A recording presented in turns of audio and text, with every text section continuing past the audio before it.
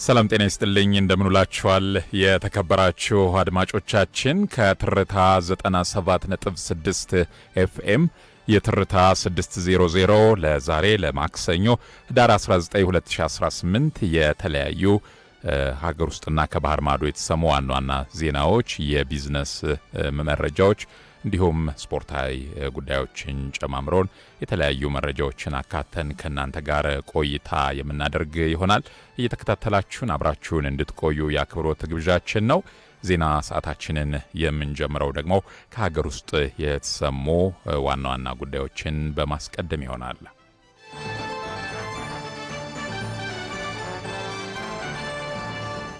ዝቅተኛ በካይ ጋዝ የሚጠቀሙ ተሽከርካሪዎችን በስፋት ጥቅም ላይ ለማዋል ርብርብ እየተደረገ መሆኑን የትራንስፖርትና ሎጂስቲክ ሚኒስቴር አስታውቋል። የትራንስፖርትና ሎጂስቲክ ሚኒስትር ዶክተር አለሙ ስሜ እንደገለጹት ሚኒስቴሩ ከፓወር አፍሪካ ጋር በመተባበር የሚያዘጋጀው ሁለተኛው ኢትዮ ግሪን ሞቢሊቲ 2025 በመካሄድ ላይ ሲሆን በኤግዚቢሽንና ባዛሩ ለማካሄድ በተደረጉ ዝግጅቶችና በሚጠበቁ ውጤቶች ላይ ማብራሪያ ሰጥተዋል። በማብራሪያቸውም የኢትዮጵያ አረንጓዴ አሻራ ስራዎች ኢትዮጵያ ኮፕ 32 የዓለም የአየር ንብረት ለውጥ ጉባኤ እንድታስተናግድ እንድትመረጥ አድርጓታል ሲሉም ጠቅሰዋል። በትራንስፖርትና ሎጂስቲክ ዘርፍም ታዳሽ ኃይልም ሆነ ዝቅተኛ በካይ ጋዝ የሚጠቀሙ ተሽከርካሪዎች በስፋት ጥቅም ላይ ለማዋል ርብርብ እየተደረገ መሆኑም ነው የተነገረው። ከታህሳስ 9 እስከ 12 2018 ድረስ በሚካሄደው ኢትዮ ግሪን ሞቢሊቲ ኤግዚቢሽንና ባዛር ለአረንጓዴ ኢኮኖሚ ግንባታ አዎንታዊ ሚና እንደሚጫወትም ተናግረዋል። በኤግዚቢሽንና ባዛሩ ላይ የኤሌክትሪክን ጨምሮ የተለያዩ ታዳሽ ኃይል የሚጠቀሙ ተሽከርካሪ አምራቾች፣ ቴክኖሎጂ አቅራቢዎች፣ በዘርፉ የተሰማሩ ዓለም አቀፍ ተቋማትና የጥናትና ምርምር ተቋማት እንደሚሳተፉ ተገልጿል። በዘርፉ የሚስተዋሉ ችግሮችንና መፍትሄ አቅጣጫዎች ላይ በጋራ ውይይት የሚደረግበት መርሃ ግብር መሰናዳቱም ተነግሯል።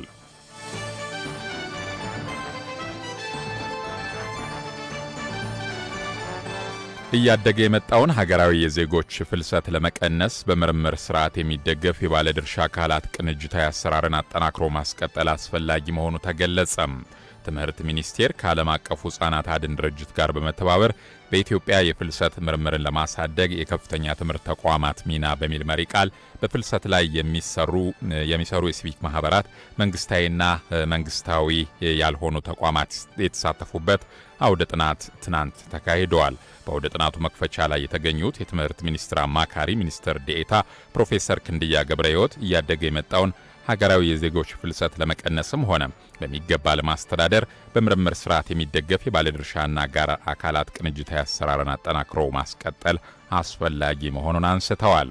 አውደ ጥናቱ በዩኒቨርሲቲዎች የጋራ ትብብርና ቅንጅት በሚሰሩ ምርምሮች የሚለዩ የህግ ማዕቀፎችና የተግባበር ክፍተቶች አግባብነት ባላቸው ተቋማት ተወስደው ለአስፈጻሚዎች ውሳኔና ለፈጻሚዎች ትግበራ ማሻሻያነት የሚውሉበት ምቹ ሁኔታን የሚፈጥር መሆኑን ነው የገለጹት።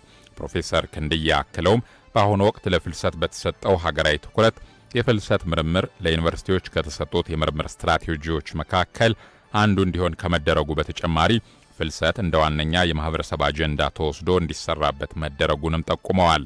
በዓለም አቀፍ የሕፃናት አድን ድርጅት የፕሮግራም ትግበራ ዳይሬክተር አብዱራዛቅ አህመድ ድርጅታቸው ለብሔራዊ ፍልሰት ምላሽ ድጋፍ ሲሰጥ መቆየቱን ጠቅሰው ከፍልሰት ምርምር የሚገኙ ግብአቶች ደግሞ ፕሮግራሙ ይበልጥ በውጤታማነት እንዲፈጸም የሚያግዙ እቅዶችን ለማቀድ የሚረዱ በመሆናቸው ድርጅታቸው ምርምርን አጽንኦት ሰጥቶ የሚደግፍ መሆኑን አንስተዋል።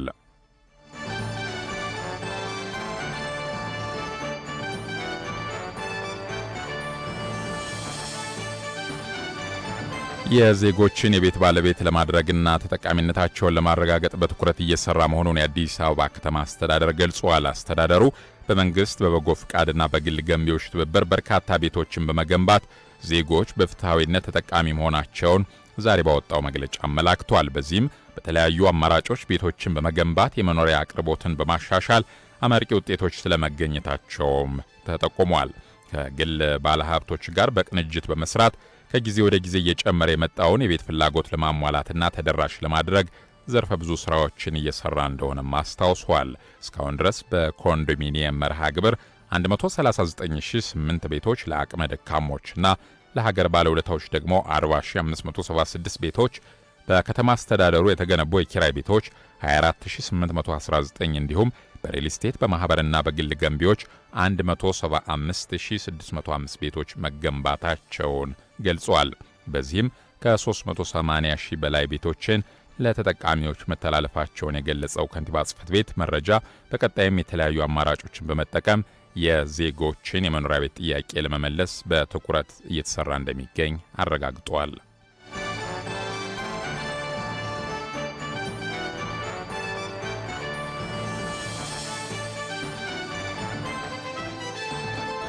ዛሬው ዝርዝር ዘገባችን በተለይም ጥራትን የተመለከተ ይሆናል።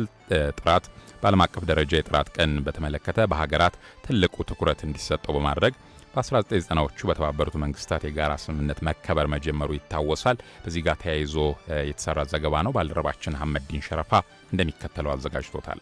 ጥራት በተለየ እሳቤና ፈጠራ በሚል መሪ ሀሳብ ከህዳር 11 እስከ 14 ከ150 የሚበልጡ አምራቾችና አከፋፋዮች የተለያዩ የንግድ ተቋማት በተገኙበት በጥራት መንደር ተካሂዷል። ዓለም አቀፍ የጥራትን ቀን በማስመልከት በዓለም አቀፍ ደረጃ የጥራትን ቀን በተመለከተ በሀገራት ትልቅ ትኩረት እንዲሰጠው በማድረግ በ1990ዎቹ እንደ አውሮፓውያን አቆጣጠር በተባበሩት መንግስታት የጋራ ስምምነት መከበር የጀመረ ሲሆን በዓለም አቀፍ ደረጃ ጥራትን በተመለከተ ግንዛቤ ማስፋት ዓላማውን በማድረግ ጥራት ለሀገራት እድገትና ብልጽግና የሚጫወተው ሚና ከፍተኛ መሆኑን ታምኖበት እንደ ዓለም አቀፍ ሀገራት በተለያዩ ኩነቶች ያከብሩታል። በኢትዮጵያም ጥራት በተለየ እሳቤና ፈጠራ በሚል መሪ ቃል የጥራት ሳምንት በሀገር አቀፍ ደረጃ በተከበረበት መርሃ ግብር ጥረታ በስፍራው ተገኝቶ አምራቾችና አከፋፋዮች የሆኑ የተለያዩ ድርጅቶችን አነጋግረዋል። ከጥራትና ከዋጋ ጋር የሸማቾች ሀሳብና አስተያየት ምን ይመስላል?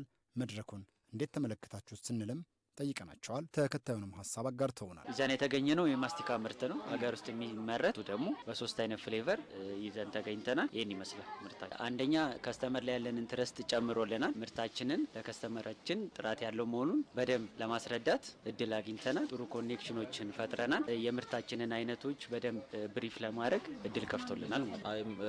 ሳምንቱ ጥሩ ነበረ። ይዘን የተገኘ ነው ኦቾሎኒ ቅቤ ነው። ምርቶቻችን ደግሞ የሚመረተው ደቡብ ኢትዮጵያ ወላይታ ነው እና በዚህ በጥራት ሳምንት ምርቶቻችን ለህብረተሰቡ እያሳየን ነው። ደግሞ በዛም ላይ በተመጣጣኝ ዋጋ ህብረተሰቡን እያስቀመስን ነው። ነገ ላይ የተሻለ እንደሆነ ምርቶቻችን ጥሩ እንደሆነ እንዲያውቁት ማለት እና ጠቅሞናል። ብዙ ሰው አግኝተናል። ተመችቶናል። በጣም ጥሩ ነው። በተለይ ለእንደኛ አይነቶቹ በጣም ትልቅ ጥቅም አለው። ህብረተሰቡ ምርቶቻችን ወደ ህብረተሰብ ቶሎ እንዲደርስ፣ ህብረተሰቡም ደግሞ ምርቶቻችን ቶሎ እንዲያውቅ ያለውን ነገር እንዲያረጋግጡ በር ከፍቶልናል። በጣም ጥሩ ነገር ነው ለኛ። ዛሬ 3ኛ ቀናችን ነው። 3 አይነት ምርቶችን ይዘን ይመጣል። አንዱ ኢንዱስትሪያል ቀለም ነው። ሁለተኛው ዲኮሬቲቭ የምንላቸው ለውስጥ ለቤት ውበት የሚውሉ ቀለሞች ናቸው፣ ታጠቡ ቀለሞች። 3ኛው ለኮንስትራክሽን ግብዓት የሚሆኑ ቀለሞችም፣ ፓውደር ደግሞ ታች የምታያቸው አዲስ ምርቶችንም ሌላው ይዘን መተናል። ይሄ ሴራሚክ ማጣበቂያ፣ እዛ ጋር ኮንቴክስትራ ምርትና ፑቲ። እነዚህ ምርቶች ባሉ ይሄ ወተር ፕሩፍ አይነት ነው፣ ግዳዎችን እነሱ የሚውል እነዚህ 3 አይነት ምርቶች ነው ይዘን የመጣ ነው ማለት ነው። የዓለም አቀፍ የጥራት ሳምንት መርሃ ግብሩ ከቀናት በፊት ቢጠናቀቅም መሰል አውደ ርዕዮች በተለያየ አጋጣሚ በማዘጋጀት ነጋዴውን ከሸማቹ ማህበረሰብ ጋር ማቀራረብ እንደሚያስፈልግ አምራቾች ተናግረዋል። የጥራት ሳምንቱን አስመልክተን በተለይ በዚህ መድረክ የሚጋበዙ ድርጅቶች የጥራት ደረጃቸውና የመድረኩ መዘጋጀት ያለው አዎንታዊ ጠቀሜታ ምን እንደሚመስል በኢትዮጵያ ተስማሚነት ድርጅት የኮሚኒኬሽንና የማርኬቲንግ ዳይሬክተር የሆኑትን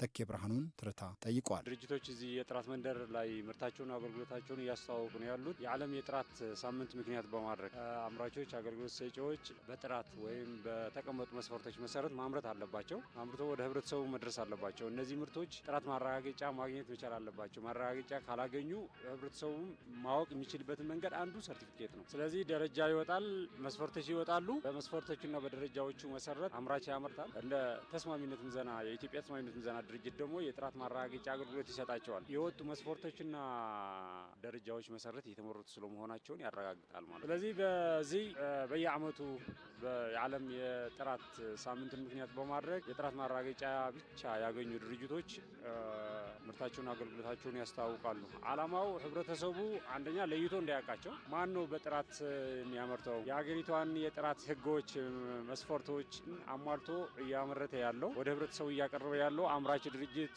አገልግሎት ሰጪ ማን ነው የሚለው ህብረተሰቡ ለይቶ እንዳያውቃቸው። ሁለተኛ እነዚህ አምራቾች አገልግሎት ሰጪዎችም ለጥራት ምን ያክል ኮሚትድ እንደሆኑ ህብረተሰቡ እንዳያውቃቸው፣ የፖሊስ አውጪ አካላትም በደንብ ለይቶ እንዳያውቋቸው። የጥራት መስፈርት ማለት የሀገሪቷ ህጎች ናቸው። ስለዚህ መንግስት ወይም ተቋጣሪ አካላት አካላት የሚያወጧቸውን መስፈርቶችን በትክክል የተተገበሩ ስለመሆናቸው በአካል መጥተው ፖሊሲ አውጪዎችም ይመለከታሉ፣ ያያሉ።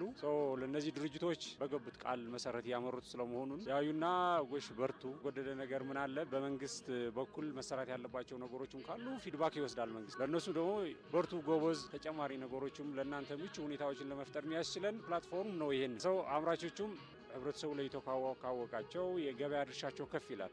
ህብረተሰቡም በመረጃ የመገበያየት አቅሙ ከፍ ይላል። አክለውም አቶ ተኬ ጥራት ለማህበረሰቡ ቀዳሚው ጉዳይ ነው። ይህንን ለማሳካትም የኢትዮጵያ ተስማሚነት ድርጅት 400 የምርት አይነቶች ላይ ከ4000 በላይ የፍተሻ ሂደቶችን እንደሚጠቀም የተናገሩ ሲሆን አንዳንድ ህገ ወጦችን የጥራት ማረጋገጫ ሳይኖራቸው ወደ ገበያ በሚወጡት ላይም ህጋዊ እርምጃ እንደሚወሰድባቸው አክለው ተናግረዋል። የኢትዮጵያ ተስማሚነት ምዘና ድርጅት ጥራት ያላቸው ምርቶች አገልግሎቶች እንዲኖሩ እየሰራ ያለ ተቋም ነው። በዋናነት 3 ስራዎች ይሰራል። ሌሎች ተጨማሪ ስራዎችም ለነዚህ ደጋፊ የሆኑ ስራዎችም ይሰራል። በዋናነት ግን የፍተሻ ላቦራቶሪ አገልግሎት ይሰጣል። የኢንስፔክሽንና የሰርቲፊኬሽን በፍተሻ ላቦራቶሪ ብናይ አሁን ወደ 9 የሚያክሉ ስፔሻላይዝድ የሆኑ ላቦች አሉ በተለያዩ ካታጎሪ እና ከ400 በላይ የምርት አይነቶች ከ4000 በላይ ፓራሜትር ወይም ደግሞ የፍተሻ ወሰኖችን አገልግሎት መስጠት ይችላል። ኦልሞስት ሁሉም ነገሮችን ከቨር እያደረገ ያለ ተቋም ነው ማለት ይቻላል። ማንኛውም አምራች አገልግሎት ሰጪ፣ አስመጪም ላኪም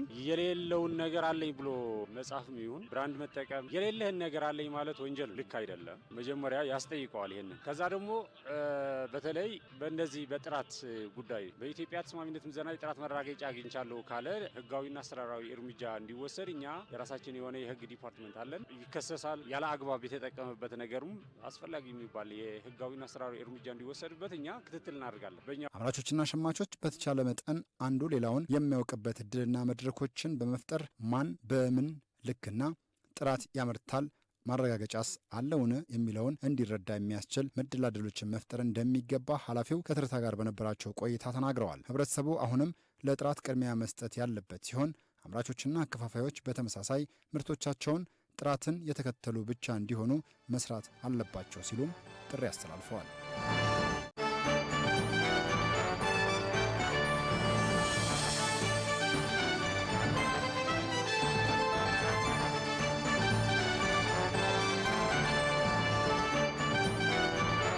ከልቦ በቀረበው ትርታ 97.6 ኤፍኤም የማክሰኞ ቀን ትርታ 600 ነው በማድመጥ ላይ የምትገኙት። ንጉሱ በሪሁን የዕለቱን የትርታ 600 በመምራት እንዲሁም በሱ ፍቃድ ባልቻ ደግሞ በቴክኒኩ አብረናችሁ የጋራ ቆይታ እናደርጋለን። ከውጭ ምንጮች ወዳገኘናቸው ዘገባዎች ስናልፍ ጋምቢያ ለካሜሮን የተቃዋሚ መሪ ኢሳ ቺሮማ ባካሪ የሰብአዊ ጥገኝነት መስጠቷን አስታወቀች።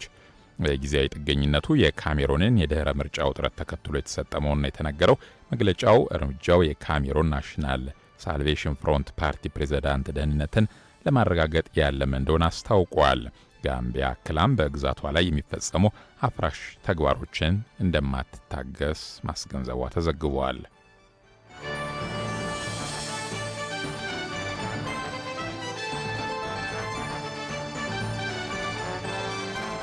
የሩሲያና የቻይና የጋራ ግንኙነት ወደ ስትራቴጂካዊነት እድገት መሸጋገሩ ተገለጸም። የሁለቱ ሀገራት አሁን ስትራቴጂካዊ የኃይል ጥምረት እየገነቡ ነው ሲሉ የሩሲያው ምክትል ጠቅላይ ሚኒስትር አሌክሳንደር ኖቫክ በሩሲያ ቻይና ኤነርጂ ፎረም ላይ ተናግረዋል። ሞስኮና ቤጂንግ እስከ 2033 በተራዘመው የካዛክስታን ስምምነቶች በኩል ሰፋፊ የነዳጅ ኤክስፖርቶች ላይ ውይይት እያደረጉ መሆኑም ተገልጿል።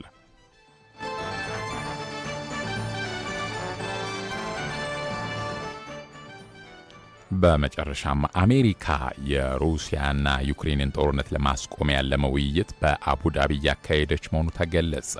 በሚስጥራዊ ዝግ ሁኔታ እየተካሄደ ባለው ውይይት የአሜሪካ ጦር ኃይል ዋና ጸሐፊ ዳን ድሪስኮል ከዩክሬን የወታደራዊ ደህንነት ዋና ኃላፊ እንዲሁም የሩሲያ ልዑክ ጋር ለመምከር አቡዳቢ መግባታቸው ተነግሯል።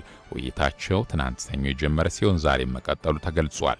በተለይም የአሜሪካ የጦር ኃይል ዋና ጸሐፊ ድሪስኮል ከዩክሬን መከላከያ ሚኒስትር ዋና ተጠሪ ጋር የሚያደርጉት ውይይት ተጠባቂ መሆኑን የተዘገበው ፋይናንሻል ታይምስን በመጥቀስ አናዶሉ እንደዘገበው ከሆነ ውይይቱ ጦርነቱን ለመቋጨት ለሚደረገው ጥረት ትልቅ መፍትሄ የሚያመጣ መሆኑን እንደታመነበት ተዘግቧል።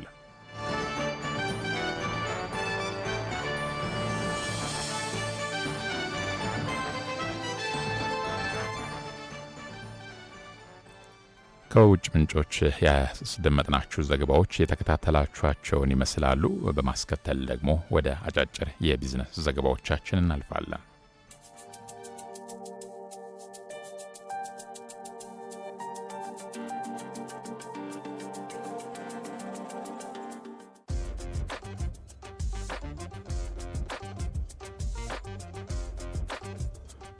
የኢትዮጵያን አህጉራዊ ነጻ የንግድ ቀጠና ትግበራ ውጤታማ በማድረግ በአህጉሪቱ ገበያ ያላትን ተወዳዳሪነት ለማሳደግ በቅንጅት መስራት አስፈላጊ ነው ሲሉ የውጭ ጉዳይ ኢንስቲትዩት ዋና ዳይሬክተር ጃፋር በድሩ ገለጹ። የውጭ ጉዳይ ኢንስቲትዩትና የተባበሩት መንግስታት የልማት ፕሮግራም አነስተኛና መካከለኛ የንግድ ተቋማት ለኢትዮጵያ አፍሪካ ነጻ የንግድ ቀጠና ትግበራ ውጤታማነት ያላቸው ሚና በተመለከተ ያዘጋጁት የውይይት መድረክ በመካሄድ ላይ ይገኛል።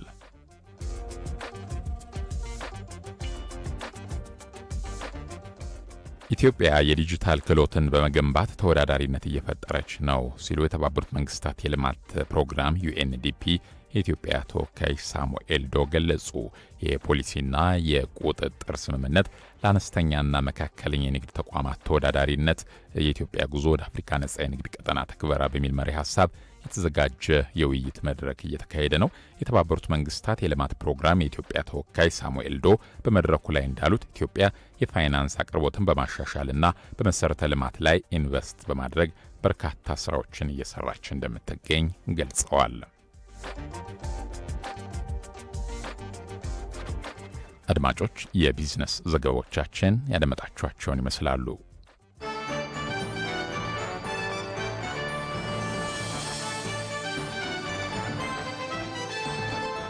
ከልቦ በቀረበው ትርታ 97.6 ኤፍኤም የህዳር 19 2018 የማክሰኞ ቀን ትርታ 600 ያደመጣችሁትን ይመስላል። ንጉሱ በሪሁን የትርታ 600 የዜና ሰዓትን በመምራት ትርታ ሬዲዮ ፕሮግራሞች እስከ እኩለ ሌሊት 6 ሰዓት መደመጣቸውን ይቀጥላሉ። እኔ በዚሁ ተሰናበትኩ። ሰናይ ቀን ይሁንላችሁ።